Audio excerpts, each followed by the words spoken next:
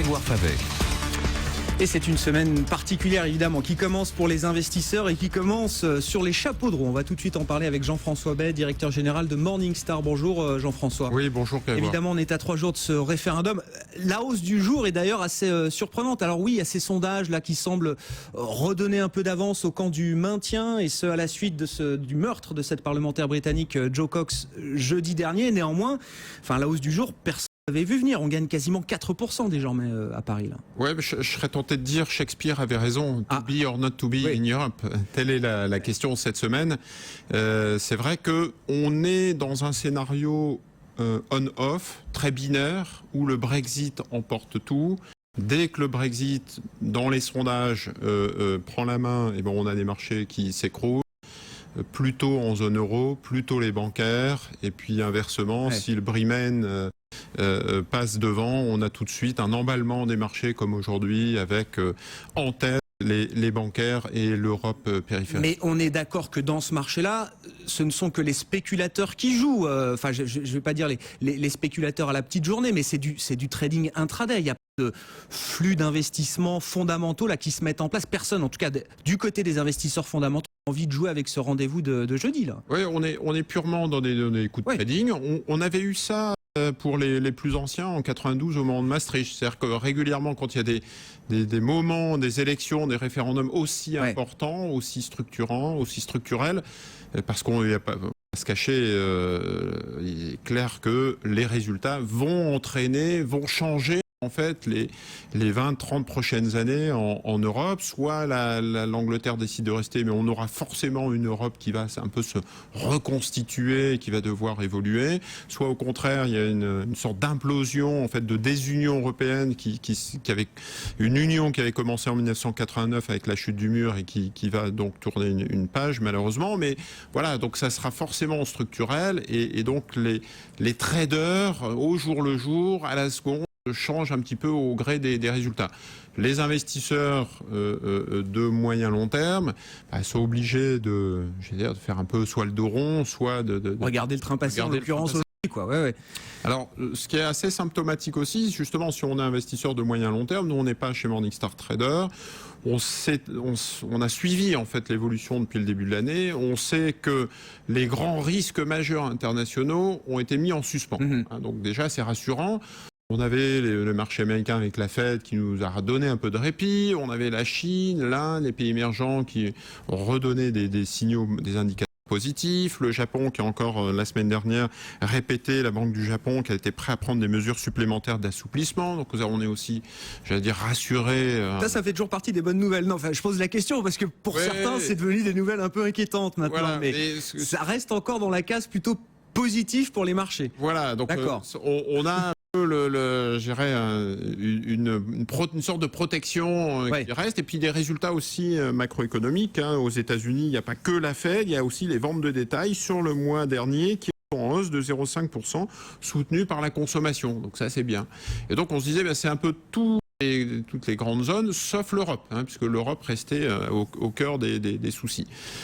J'en veux pour preuve que sur la collecte chez Morningstar, on voit que la collecte est redevenue positive sur l'Europe, sur les États-Unis, sur les émergents, sur le Japon, sur tous les marchés, sauf l'Europe. Donc on se dit tiens, l'Europe est à la traîne, qu'est-ce qui se passe?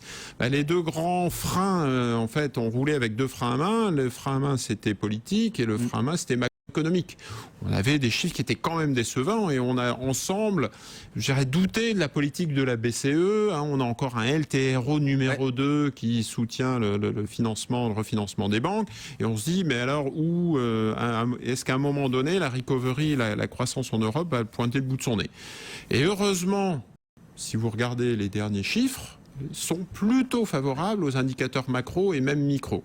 J'en veux pour preuve l'Allemagne la semaine dernière, plus 0,7% au premier trimestre 2016, plus forte croissance depuis 2 ans, notamment tirée par la consommation des ménages. Donc c'est assez rare pour le signaler. On a effectivement une amélioration. L'INSEE aussi sur la France a donné des indicateurs positifs, une anticipation d'une baisse du taux de chômage et une croissance de plus 1,6%. J'ai d'autres indicateurs. La consommation, par exemple, des ventes de voitures neuves en Europe, plus 16% sur le mois de mai, plus 22% en France. Donc c'est bien, on voit effectivement que petit à petit, le scénario et macroéconomique s'améliore, et puis les résultats aussi, des taux de conditions de financement, la zone euro, enfin, et l'euro et la devise qui restent assez bas, et donc tout ça donne la compétitivité aux entreprises. Est-ce que tout sauf déjà pas le politique. Oui, sauf le politique. C'est le frein à main majeur de cette semaine qui plombe un petit peu l'environnement. Redisons-le, enfin, quel que soit le résultat du référendum britannique, que ce soit le maintien ou la sortie, l'un et l'autre de ces résultats susciteront un certain nombre d'interrogations. Alors ce sera à vif, évidemment, on imagine, pour les marchés si c'est Brexit qui sort. Là, ce sera sans doute très compliqué. Il y aura peut-être du soulagement si c'est le maintien qui l'emporte, mais néanmoins, malgré un vote en faveur du maintien, il y aurait un certain nombre de questions encore de long terme auxquelles il faudrait répondre. Oui, tout à fait. Il y a quelques semaines, on s'était dit, si c'était Brexit, ce sera vraiment catastrophique. Un peu un. Là, c'est la plaie à vif. C'est vraiment la plaie à vif. C'est vraiment un changement parce que derrière, il y a toute une désunion. C'est-à-dire qu'il y a tout un emballement autour des Pays de Galles, de l'Écosse, qui va peut-être vouloir quitter la Grande-Bretagne. Et puis, tout de suite, les marchés vont attaquer l'Europe du Sud, l'Italie, l'Espagne, le Portugal, en se disant voilà, on a un début de désunion, d'implosion de la zone euro, et donc les marchés n'aimeront pas. Et puis, on a des élections aussi à en 2017 en France et en Allemagne. Et puis il y a un train en cache un autre. On a aussi des élections en Espagne. Donc voilà, on aura forcément un momentum qui sera très négatif à gérer. Inversement, un Brimane, ça sera relativement neutre parce qu'on aura aussi, je dirais, une Europe qui va devoir faire un peu son homework et devoir gérer. On attend de voir quelles seront les prises de parole. Voilà. Alors nous, on considère un vote en faveur du maintien, par exemple. Voilà, nous, on considère que c'est plutôt à moyen long terme une tendance plutôt positive. On avait volontairement voulu diversifier les portefeuilles, vous vous en souvenez, en disant il est urgent d'investir sur de high yield, sur des marchés américains, sur des marchés émergents, revenir sur l'or, etc., pour redonner absolument de la diversification à ces allocations, à ces portefeuilles. On a mis un petit peu la pédale douce sur cette thématique, vu les marchés risqués, le pétrole, l'or, on revenait sur des niveaux qui était assez élevé. On a remis un petit peu les gaz sur l'Europe, mais de manière timide, vu les enjeux politiques.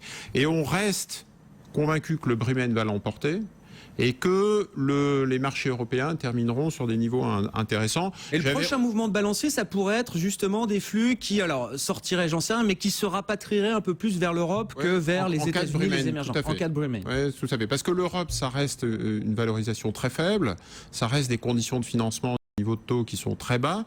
Donc quand vous avez des taux négatifs, j'allais dire, c'est à la fois un signal très fort pour les investisseurs et c'est à la fois un signal très fort pour les consommateurs. Regardez les consommateurs allemands ou français, quand vous avez des taux négatifs sur votre livret A ou sur votre épargne, mais qu'est-ce que vous faites ? Vous rachetez une voiture, d'où les chiffres que je donnais tout à l'heure au niveau macroéconomique.